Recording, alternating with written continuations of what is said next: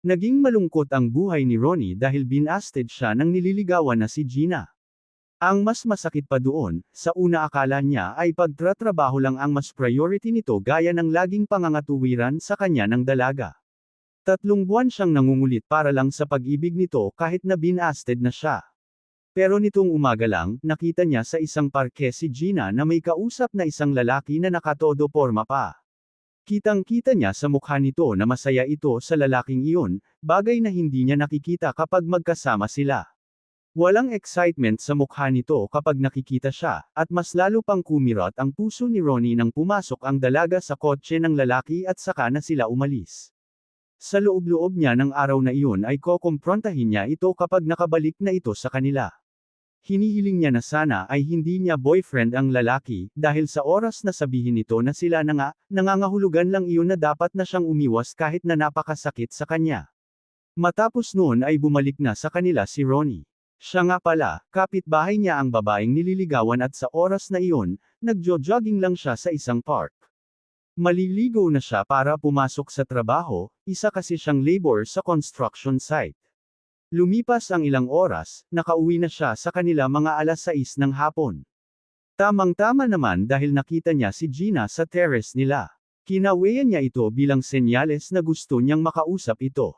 Naintindihan naman ng dalaga kaya bumaba na ito, halata na gusto rin siyang makausap. Gina, may itatanong ako, ano mo ba yung lalaking iyon, yung nadekotse, boyfriend mo ba? Tanong ni Ronnie.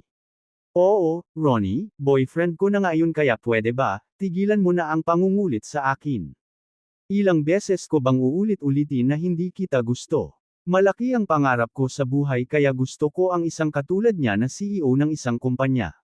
Bukod pa doon ay gwapo siya, ikaw, hindi, isa ka lang labor sa construction site.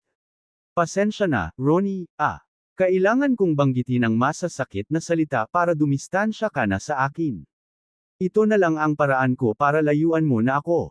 Napangiti si Ronnie sa mga narinig kay Gina, at sumagot siya dito kahit na nasasaktan sa pagkadurog ang puso niya na nagmamahal lang naman ng tunay sa dalaga. Ayos lang, Gina, at least, nalaman ko na. Oo, sige, masusunod ang gusto mo, lalayuan na kita. Matapos ang pag-uusap nila ay uminom ng alak si Ronnie sa loob ng kanyang kwarto. Kung gaano kadami ang nilalagop niya sa baso ay parang ganun rin kadami ang lumalabas na luha sa mga mata niya. Sa sumunod na araw ay napagpasyahan niya na lumipat na muna ng tirahan, para hindi na makita pa si Gina at para makamove on na rin. Nagpaalam siya sa kanyang tatay na si Mang Orlando. Huwag kang mangatwiran, anak, na tungkol sa trabaho ang dahilan ng pag-alis mo ng pansamantala. Alam ko na tungkol iyon kay Gina. Kahit na hindi ka nagsasalita, matagal ko nang alam na may pagtingin ka sa kanya. Kaso nga lang ay mukhang hindi niya magawang masakliyan ang pag-ibig mo, dahil nga may ibang tao ang tinitibok ng puso niya, sabi sa kanya ng tatay. Nagkunwaring masaya si Ronnie at nagsabing, nagkakamali ka, tay. Iyon lang talaga ang dahilan kaya gusto ko munang lumipat ng lugar para mas mapalapit ako sa trabaho ko. Ang hirap kasi mag-commute, Hayaan niyo babalik rin ako makaraan ng ilang buwan, tawagan niyo na lang ako kapag may problema kayo, Sige mag-iingat ka, anak, sana, makamove on ka na. Natawa na lang si Ronnie at saka umalis na siya, at agad naman siyang nakatagpo ng murang mauupahang bahay. Kinabukasan, nang magising siya mula sa mahimbing na pagkakatulog, nagulat siya nang makita ang isang dalaga na tahimik siyang pinagmamasdan. Kahit hindi niya ito kilala ay unti-unting nawawala ang pagkabigla niya dito.